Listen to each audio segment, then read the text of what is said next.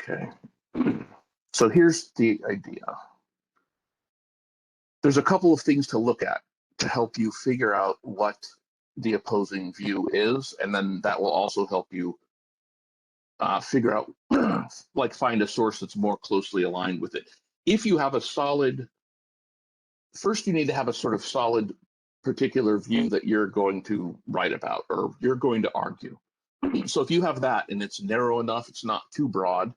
If it's too broad, it's very hard for you to figure out what the opposing view can be, because it's not giving you any clues. So my example here is this, right? The United States should improve the educational system. So I'm not going to find an article that's like the United States should not improve the educational system, because that's not an argument that people would make.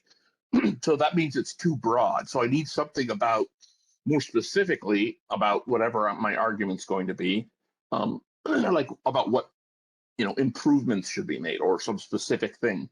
The United States should pay teachers more money so that something, and then that gets closer to something that is arguable.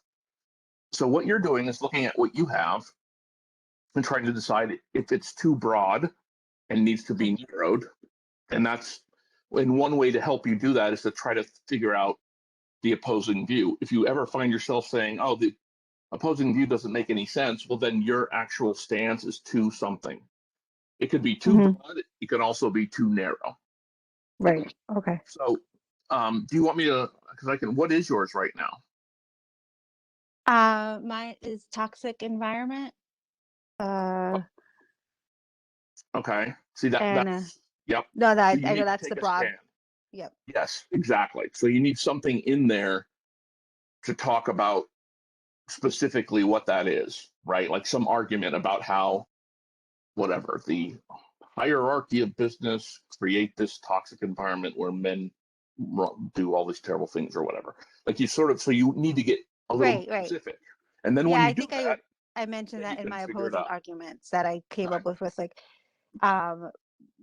being like changing the environment would include like changing, it might cost some money to make these changes or to staff more, exactly, staff better. They're going to argue that that's going to cost them money, but in the long run it probably will cost them more money if they don't do something, they're having right. Exactly. Or medical errors and stuff like that. And that's the thing. But if you can find, and if you can narrow your view down enough, there should be whole articles about the opposing view. Right. Okay. So, because I mean, no one's going to say, yeah, toxic culture at work is great. Like, right? We're not finding it's not going to be there. Sorry. But there's going to be stuff about like what causes the toxicity. Like, is it or so some people will be like, it just can't be fixed because people are people or whatever. Who knows? But yeah. So if you can narrow it down a little bit more subject wise, like what are the things that cause the toxic work environment? And then figure out from there what people will argue against that. I mean, that's usually. Right. Okay. Sounds good. That definitely helps. All right. Okay, so the other parts of that, yeah, so too broad, too narrow, and then just trying to think about, and it sounds like you already actually did this part, but you're trying to think about all the different things that go into like every aspect of your position, right? Like how much it might cost, what impact it would have on so-and-so, and how it would have to shift this, and are people even going to offices and all sorts of stuff. So, and you have already done that, but that's usually what I encourage people to do, is to try to think about all the sort of surrounding issues that might happen or that might matter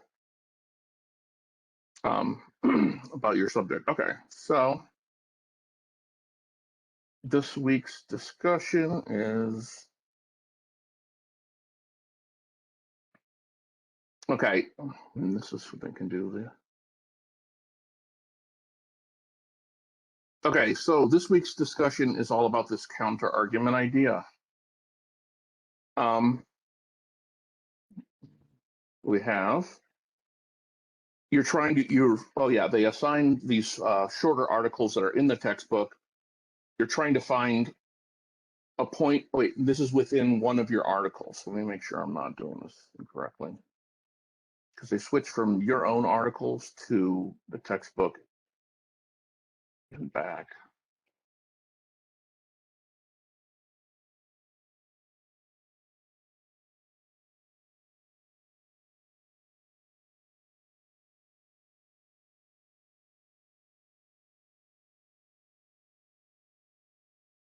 Okay, so this is all about, so the discussion post is all about your particular topic, subject.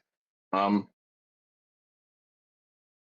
you will have found, at least, and you will, I think you might need to find, but you definitely will have found one scholarly source.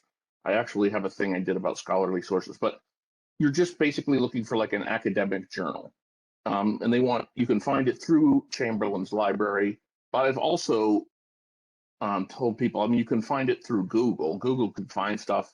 You just have to make sure that it's like a scholarly article, right? Not just a regular whatever magazine article. Like one way to know if something's scholarly, like the easiest way is to, at the very end of the article, there should be a whole bunch of like numbers and citations that the person used.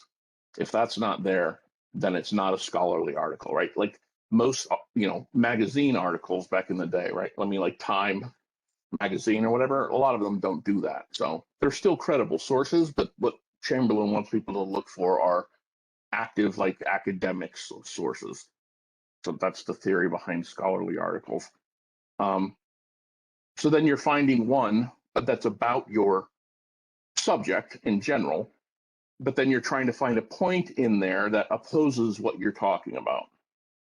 So again, this is all about sort of figuring out what your idea is, what your position is, and then almost every article will talk about the other side a little bit, or bring it up, or investigate it. So if you can't find an article that's completely against yours, you could probably still find a point that is against yours in articles that you might use to support your own.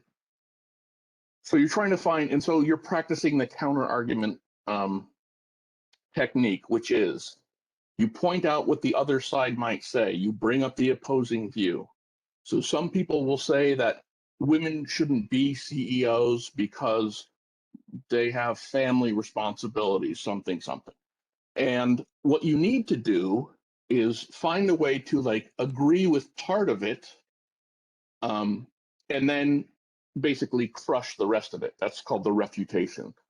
So it's important that we have CEOs that are, can commit their whole lives to this job, and that's why women wouldn't be good at it, because they care about their families. And so I would say something like, I agree that it's important that CEOs can devote time to their job, but just because somebody, has a family, and it doesn't mean that they can't devote enough time, something like that, and shoot down the rest of the argument. So this is what we're practicing just in this discussion post. You're looking at an article, you're trying to find a point that opposes you. Sort of, here's the point, here's the part of the point that I can agree with, sort of, and then here's what I would say, here's my argument. Yeah, like actually you just did that. By you, I mean Jacqueline. You just said something like, oh yeah, if cost, right? So you want to say they need to make changes that will, and that they're arguing this is going to cost way too much, and so we don't have that money, so we can't make these changes in staffing right now. And you would say, yes, I agree that it's a lot of money, but if we don't make those investments, or we don't spend the money on this, it's going to cost us twice as much down the road, or something like that. So that's the counter argument idea. And so that's what this this week's discussion is about.